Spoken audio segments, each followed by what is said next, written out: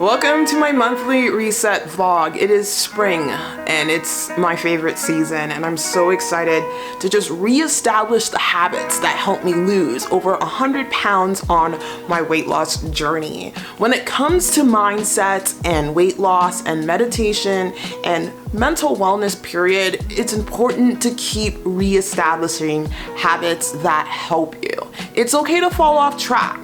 As my therapist likes to say, it's like cutting down a forest. You start cutting down a forest, you cut a few trees, you kind of leave, and then you come back, and those few trees are still cut down, right? Well, those cut down trees represent your imprint in your brain of you establishing that habit. Just because you fell off track, it does not mean that your brain hasn't made changes. Just jump back onto it and don't give up. Continue cutting down those trees. So that's exactly what I'm gonna do. I am gonna share with you some of my goals for this month. They're mental health and wellness oriented goals. Weight loss, I got in the bag, guys. Like, I'm good with that. It's just the mind. I need to focus on my mind because I'm going through a lot. I'm recovering from a car accident. I'm separating from my son's father because the car accident made me realize that he is not the person I want to be with. Recovering through the car accident was extremely stressful because of him, because of his reaction, and the only thing he was really worried about was money over my health. And I don't want to be with someone who is that neurotic and who is that focused on money. It's just not the life I want to live. I want to live a life of freedom. Hey, there's nothing wrong with focusing about money. What I'm talking about is having a balance in life and really establishing happiness, because there's tons of people with a lot of money out there and they're not happy. One thing I really want to get back into reading is Joe Dispenza's Breaking the Habit of Being Yourself. I've been doing his meditations a lot, and I want to reestablish that meditation habit too, because I am currently reprocessing trauma from the car accident, trauma from a horrible relationship I was in my early 20s, and childhood trauma, and this isn't easy to do. Right now, I'm getting professional help with dealing with the car accident trauma, and I'm using those tools to help kind of like lean into other trauma. But when it comes to healing trauma, you gotta do the work. You gotta find your way through it. So breaking the habit of being yourself, how to lose your mind and create a new one, is something I really wanna work on. I've read this book before. I wanna reread it and keep rereading it because honestly, repetition is the best way to learn. So this is gonna be one of my goals for the month. My next goal for the month is to make sure I'm getting in electrolytes daily. I had an incident where I depleted my body really terribly after losing weight too quickly. I'm currently working with Cole Robinson. He is my weight loss coach. He's the creator of the Snake Diet. And I want to make sure I get in a cup of electrolytes every morning because I went through hell. It magnified my injuries from the car accident. I had heart palpitations at night and it wasn't fun. And if you guys don't know, I'm currently doing the keto diet. Yes, I've gone back to keto.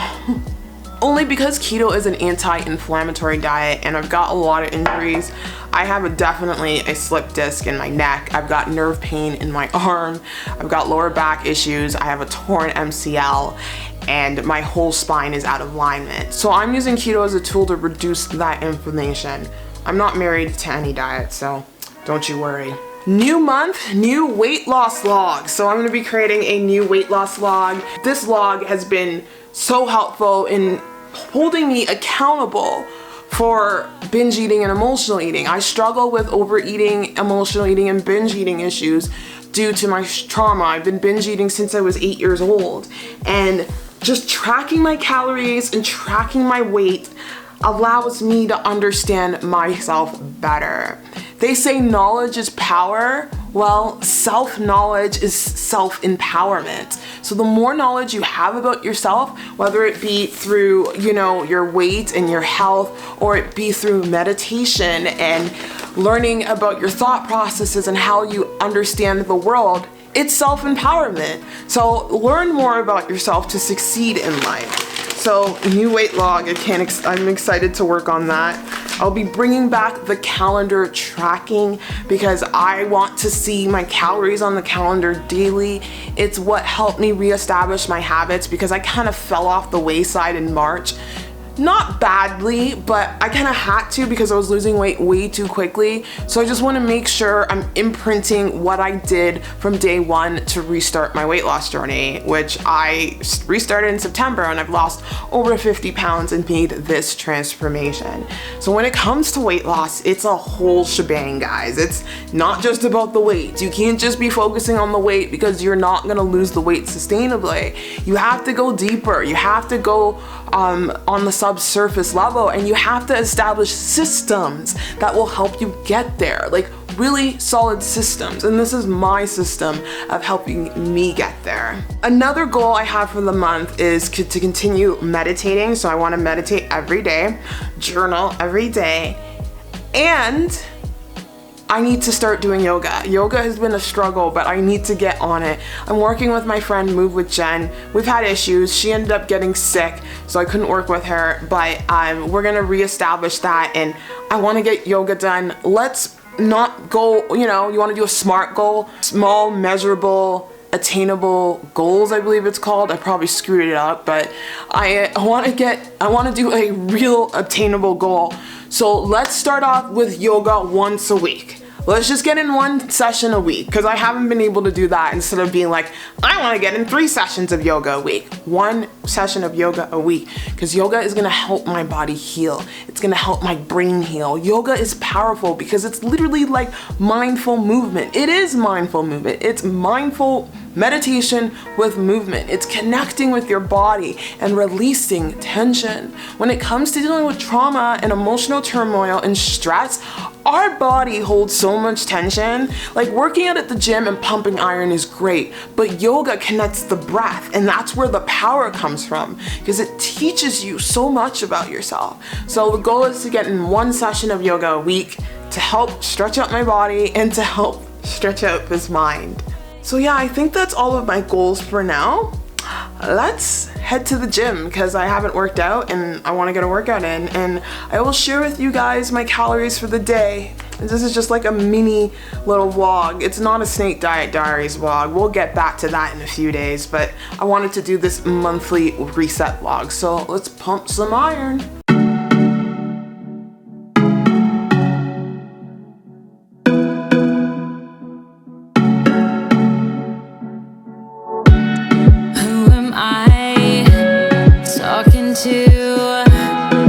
Is somebody out there? Should I worry about who's in my head? I felt your heavy breath through darkness. The smoke is getting close to my bed. I cannot make a sound. Empty lungs, sleeping but awake, paralyzed. So cover me, 'cause I'ma let you out, I'ma let you in.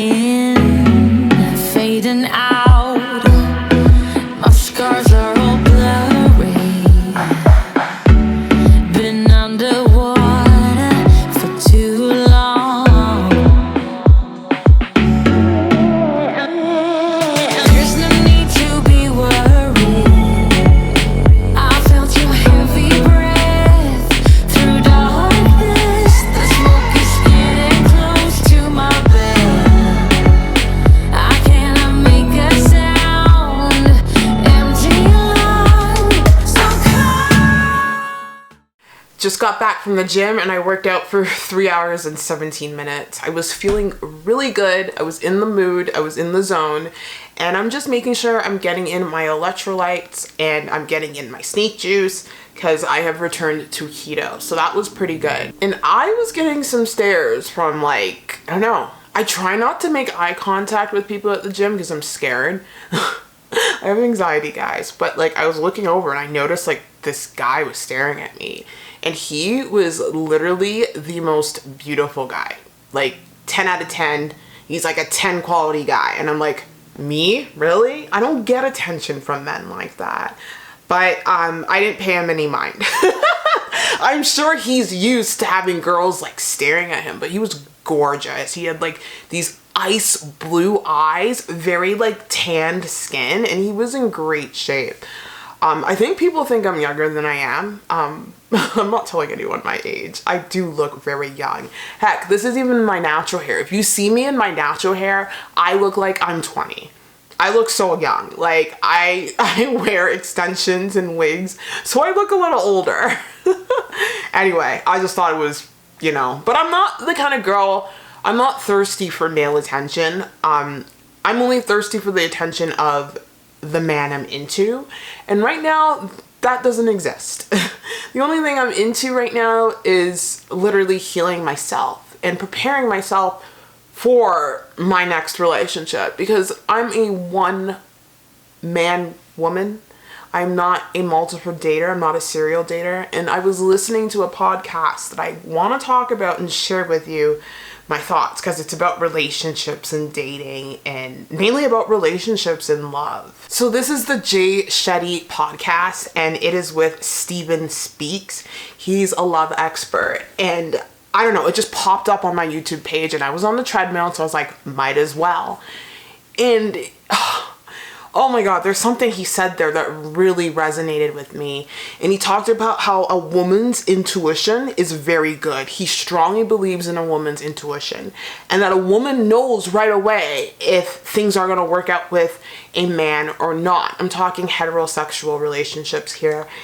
And he said that he's seen people who turned a relationship that should have been a few months of dating into years of marriage, and they were unhappy. And that what women do, they know this intuition inside, but then they talk themselves out of it. And they're like, I can fix this guy, I can be the savior, I can fix him, I can heal him. And that's coming from a sense of ego, really, because it puts you in a higher position that like, hey, you can help heal this guy and, heal what have you. But at the end of the day, you can't change a person. I spent 10 years in a relationship where I've not been happy, where I was told to change. I did all the things to change. I went to therapy. I healed myself. I got injured giving birth to my son. And then I put on a lot of weight. I lost that weight and I've transformed so much. And this person has not. And I've come to the point of healing where I respect myself so much that I know my worth now. I know my worth. And this isn't my worth. This is not what I want. And he also talked about in the podcast how, men, there's a balance between masculine and feminine energy. And when a woman, is heightened, she's in her masculine energy state. And, I have that problem sometimes too. And that the best way to approach a woman in that state is with love, is with a feminine energy. And the same thing for men. When your man is in a heightened masculine energy state, approach them with love and feminine energy. Like I always used to say, like, hey, when I'm upset, just grab me and give me a hug. And that will calm me down immediately. Immediately. Don't come at me with that masculine energy because then it just becomes a clash. And this podcast really spoke to me. It spoke to me on so many levels. You guys need to watch it. Like, this guy knows what he's talking about. Just watch the podcast because it can relate to a lot of things. And he says that a lot of people are in the wrong relationship. And he believes that you should not stay in a relationship if things are not working out. I've always said that if I never had my son, if I didn't have my son, I probably would not be in this relationship. And I've already checked out years ago. I don't really care what society has to say. My happiness matters. And he talks about the importance of healing traumas. So my focus right now is to leave. I'm hoping to leave May, in a month, be on my own, because I have a lot of anger. I have a lot of anger towards myself for thinking I can convince someone to change, that I can heal someone of their pain. And I don't know if it's coming from a place of love. I don't know what it's coming from. But I'm very angry at myself. But I want to share what I journaled. This is what I journaled today, April 1st. You have it within you to transform your life into the vision you desire. Hardships are there to shape you. Failure is just an opportunity for growth. Your past is a stepping stone. No need to get angry at yourself. And I get angry at myself for staying in this relationship that I've checked out years ago. I get angry at myself because this car accident just revealed so much. So much. And again, the man was talking about in the podcast, Stephen Speaks, how a woman gets less attracted to a man when they get into that feminine, needy state. Like, we want a balance of masculine and feminine. I love it when a man, is open and emotional. I'm there for him. But you also want that balance. But if that man is stuck in that state of, I need this, I need that, blah, blah, blah, it becomes unattractive. It really does. Like, to a woman, you want a man to take care of himself. You want a man to, work out or, I don't know, do yoga. I don't care if the man does yoga. There are men that do yoga out there who are very masculine. A man who, is into cycling and, takes care of himself on that level.